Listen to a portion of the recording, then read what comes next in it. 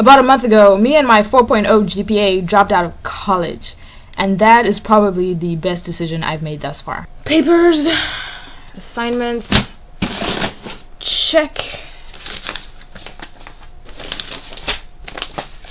Notes, check. Textbooks, check. Freaking good riddance. Lighter, check.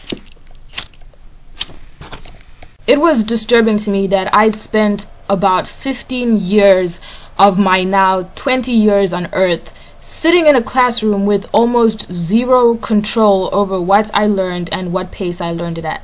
Having to sit through irrelevant lectures and being inundated with homework left me little time to do things that fed my spirit.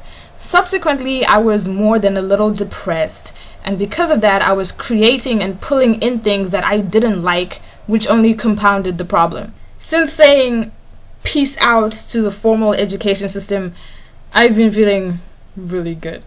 Needless to say, my family and friends now think I'm a loser and an embarrassment. You are throwing away such an amazing opportunity!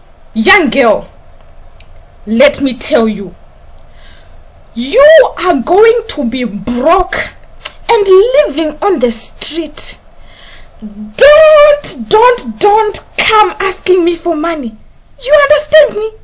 Don't, please. You are never going to get a good job.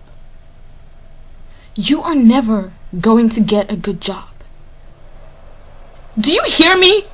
You are never going to get a good job. And I'm thinking, get a job. Why can't I make jobs?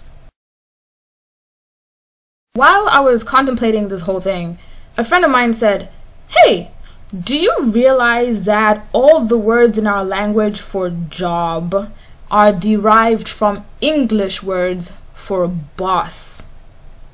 Which means when we say we're going to look for a job, we're really saying we're going to look for a boss. And so it shows that prior to our encounter with Europeans, we did not have the concept of having to be employed by someone in order to survive and feed our families. I thought that was interesting. What I also find interesting is that most of this stay in college advice is coming from people with degrees and jobs who hate their lives.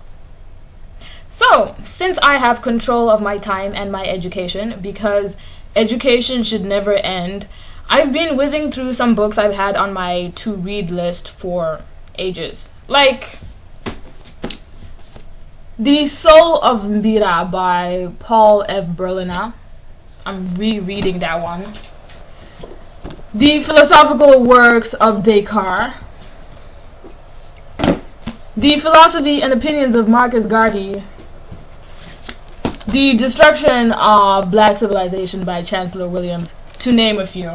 Also, because I'm not spending all of my time in Geology 1302 going over the rock cycle for the 1 millionth time in my life, I have time to go over to New Mexico and learn how to make mbira with some Zimbabwean guys who are over there, or go to New York and speak to West African deities through the medium friend of a friend, or hang out barefoot at the smoking corner and recite poetry and draft business plans with some people I know.